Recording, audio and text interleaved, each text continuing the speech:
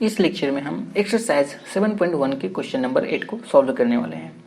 Question number 8 में हमारा क्या बोलता है, in right triangle A B C right angle at C M is the mid point of hypotenuse A B, C is joined to M and produced to a point D such that D M is equal to C M, point D is joined to point B so that first हमें ये prove करना है, second में ये चीज़ prove करना है, और third में ये, और फोर्थ में ये।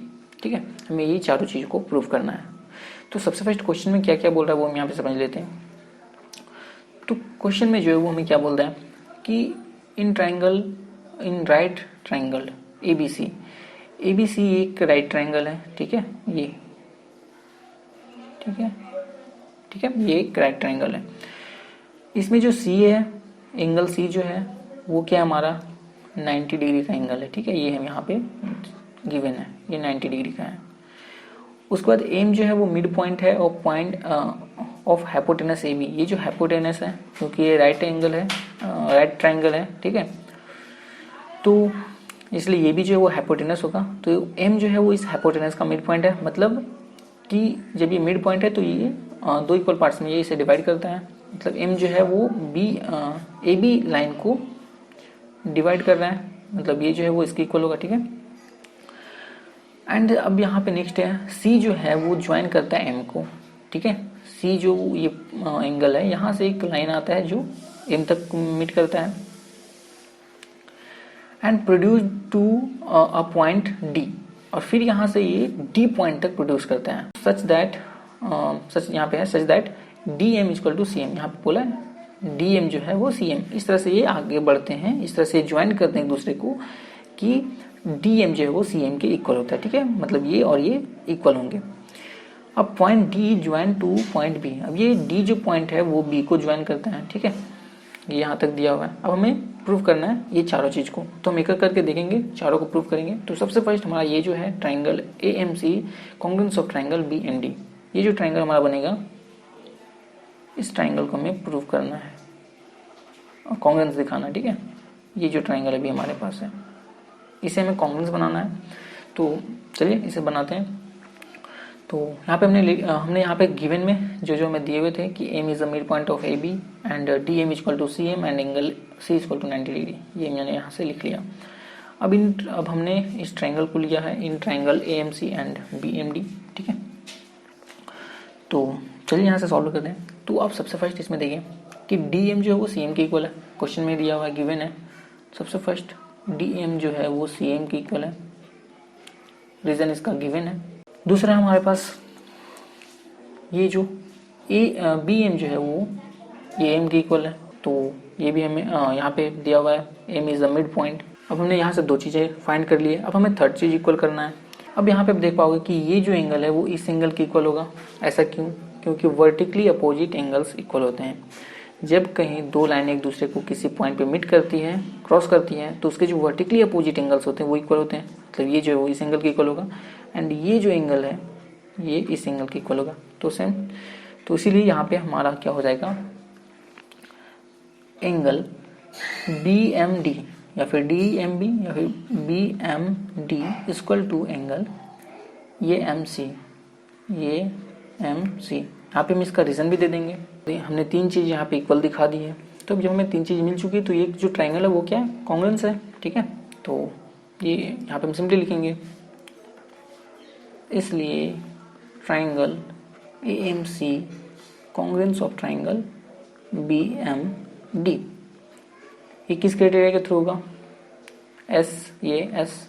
ठीक है, तो ये हमारा प्रूव हो चुका है। अब हमें सेकेंड थिंग प्रूव करना है, ये हमने तो अभी ये प्रूव किया है, अब हमें इसे प्रूव करना है। ठीक है, तो इसे हम चलिए नेक्स्ट पेज में देखते हैं।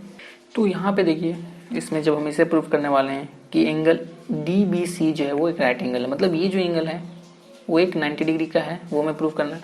तो इसके लिए आप देखिए यहाँ पे हमने यहाँ पे क्या किया है, हमने यहाँ पे दिखा है कि ये जो एंगल है वो इस एंगल के इक्वल है। ठीक है, ऐसा क्यों? क्योंकि ये जो ट्राइंगल है वो इस ट्राइंगल के कॉन्ग्रुएंस है। ठीक है, तो इसके जितने भी कोरस्पॉन्डिंग पार्ट्स होंगे वो इक्वल होंगे। तो यहाँ पे ये जो एंगल है वो इस एंगल के इक्वल होगा। ठीक है, तो अब यहाँ पे देखिए कि ये जो है वो एक अल्टरनेट एंगल्स बन रहा है। ठीक है, अब अल्टरनेट एंगल जो है वो क्या है, इक्वल है।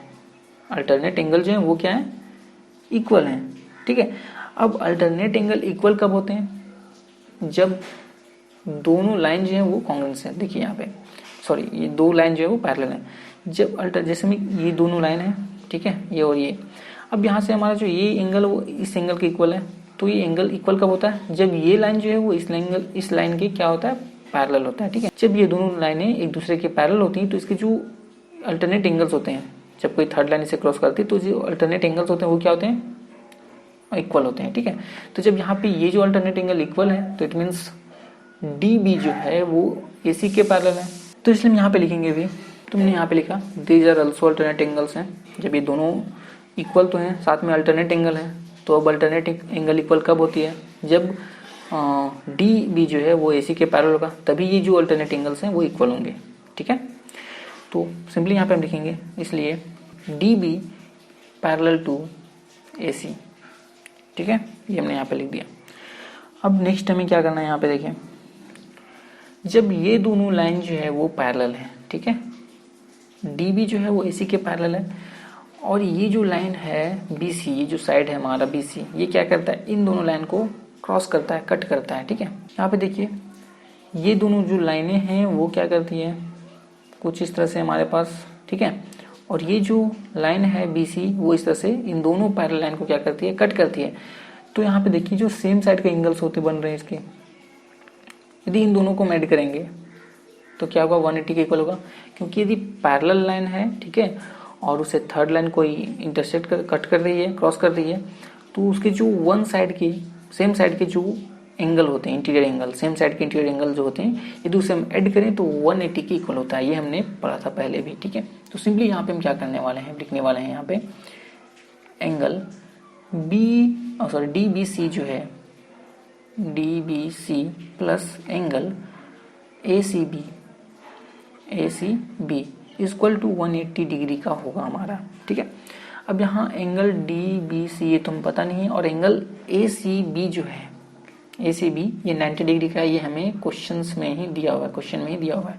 तो सिंपली यहाँ पे लिखेंगे 90 degree equal to 180 degree, and यहाँ से D B C plus 90, sorry यहाँ पे 90 नहीं होगा, हम क्या करेंगे, D B C equal to क्या होगा, 180 माइनस 90 डिग्री, और यहाँ से हमारा angle D B C equal to क्या हो जाएगा, 90 डिग्री हो जाएगा। तो इट मीन्स यहाँ से हमें ये जो एंगल है वो हमें मिल चुका है कि 90 डिग्री का है, ये हमने राइट एंगल है, मतलब 90 डिग्री का है, तो ये हमारा प्रूव हो चुका है। थर्ड क्वेश्चन को प्रूव, तो अब यहाँ पे हम प्रूव करने वाले हैं इस थर्ड क्वेश्चन को, ठीक है, थर्ड क्वेश्चन को। तो यहाँ पे हमें सिर्फ सिंपली इस ट्राइंगल ये डी बी सी जो है ग्रीन कलर का ट्राइंगल एंड रेड कलर का ट्राइंगल, इन दोनों को हमें कॉन्ग्रुएंस बनाना है। तो यहाँ पे देखिए बनाते इसे सिंपली, ये बहुत ही आसान है, ईजी है। Angle D B C equal to angle D B C equal to angle A C B equal है। रीजन इसका, क्योंकि ये दोनों 90 डिग्री का है, ये हमारा फर्स्ट हुआ। हमें दो चीज़ें और चाहिए यहाँ से। तो अब यहाँ पे देखिए डी बी जो है वो ए सी के इक्वल होगा, D B is equal to A C. ऐसा क्यों, तो क्योंकि सीपीसीटी के थ्रू जब ये ट्राइंगल और ये ट्राइंगल कॉन्ग्रुएंस है तो इसके जो करस्पॉन्डिंग पार्ट्स हैं वो क्या हैं, इक्वल। तो इसका रीजन हो जाएगा सीपीसीटी के थ्रू, ठीक है। अब थर्ड में चाहिए, दो तो हमने फाइंड कर लिए यहाँ से खोज लिए हैं, अब हमें थर्ड चाहिए। तो यहाँ पे देखिए बीसी जो साइड है, ठीक है, ये इन दोनों ट्राइंगल का कॉमन साइड है, ठीक है। मतलब ये जो साइड है वो इन दोनों ट्राइंगल्स में यूज हो रहे हैं। It means B C equal to B C. इसका रीजन ये कॉमन है, तो यहाँ से हमने तीन चीजें फाइंड कर ली है। ये क्या हो जाएगा, साइड एंगल साइड हम कर सकते हैं, ठीक है। तो इसलिए यहाँ पे लिखेंगे हम, इसलिए triangle D B C congruence of triangle A C B, S ये एस, ठीक है। इस क्राइटेरिया के थ्रू ये जो ट्राइंगल है वो क्या है, कॉन्ग्रुएंस है। तो ये हमारा प्रूव हो चुका है। तो ये भी हमारा थर्ड जो क्वेश्चन था वो हमने यहाँ से प्रूव कर दिया। अब क्वेश्चन नंबर 4 को हम देखते हैं, ठीक है। इसे नेक्स्ट पेज में फिर से देखते हैं। अब देखिए जब इसमें हमें फोर्थ क्वेश्चन को प्रूव करना है, ठीक है, कि सी एम जो है वो हाफ है ए बी का, मतलब सी एम जो ये जो साइड है, ठीक है, ये जो साइड है वो इस लाइन का हाफ है। ठीक है, ये हमें प्रूव करना है। तो हमें इसके लिए सबसे फर्स्ट हमने देखा था जब हमने ट्राइंगल, ये जो क्वेश्चन 3 क्वेश्चन को मैं जब प्रूव किया था, इस ट्राइंगल ग्रीन कलर का ट्राइंगल और रेड ट्राइंगल को क्या किया था हमने, कांग्रेस किया था। तो इसके थ्रू हमारा क्या है, जो इसके करस्पॉन्डिंग पार्ट्स जो है वो इक्वल होंगे। मतलब कि ये जो साइड है वो इस साइड की इक्वल होगा। ठीक है, ये रेड कलर का साइड जो है वो इस ग्रीन कलर के साइड का इक्वल होगा। तो हमने यहाँ पे लिखा। अब सिंपली इसके साथ हम रीजन भी देंगे। तो CPCT के कारण ये ऐसा है। ठीक है, अब यहाँ से ये हमें मिल चुका है। अब हमें देखना है, अब हमें क्या करना है यहाँ पे, ये जो DC है, ठीक है, DC, इसे हम क्या लिख सकते हैं, DM equal to CM, sorry DM plus CM, DM plus CM। ठीक है, ये लिख सकते हैं इक्वल टू AB। ऐसा क्यों लिख सकते हैं, क्योंकि ये हमारा जो क्वेश्चन में ही है यहाँ पे DM इक्वल टू CM। ठीक है, तो DC की जगह पे हमने ये लिख दिया। ठीक है, अब हमें क्या करना है यहाँ पे देखिए, तो DM प्लस CM हमने यहाँ पे लिखा इन दोनों को। अब ये दोनों जो हैं वो इक्वल हैं। ठीक है, ये दोनों जो हैं वो इक्वल हैं। देखिए हमने यहाँ पे DC को क्या किया, DM प्लस CM कर दिया। जब हम DM और CM को ऐड करेंगे तो ये क्या होगा, DC की इक्वल होगा। तो हमने यहाँ पे इसे ब्रेक कर दिया। ठीक है, अब हमें क्या करना है, तो यहाँ पे देखें इस क्वेश्चन में हमें दिया हुआ है कि DM जो है वो CM की इक्वल है, DM जो है वो CM की इक्वल है। तो हम DM जो है, DM की जगह पे हम क्या करेंगे, CM लिखेंगे प्लस CM, क्योंकि ये दोनों इक्वल है, इक्वल टू ये भी होगा हमारा। यदि हम इसका रीजन देना चाहें तो ये क्या गिवन है। ठीक है, अब यहाँ से CM equal to CM plus CM हमारा क्या हो जाएगा, 2CM इक्वल टू AB। अब यहाँ से हमारा CM इक्वल टू क्या हो जाएगा, 1/2 AB। ठीक है, जो हमें यहाँ पे प्रूव करना था कि CM जो है वो हाफ है AB का। तो ये जो है हमने यहाँ से प्रूव कर दिया। तो हमने यहाँ पे चारों क्वेश्चन जो दिए हुए थे, 8 क्वेश्चन के जो चारों हमें प्रूव करने थे वो सारे हमने यहाँ पे प्रूव कर दिया। ठीक है, तो ये जो क्वेश्चन है ये हमारा कंप्लीट हो चुका है। आई होप ये क्वेश्चन आपको समझ में आ चुके होंगे।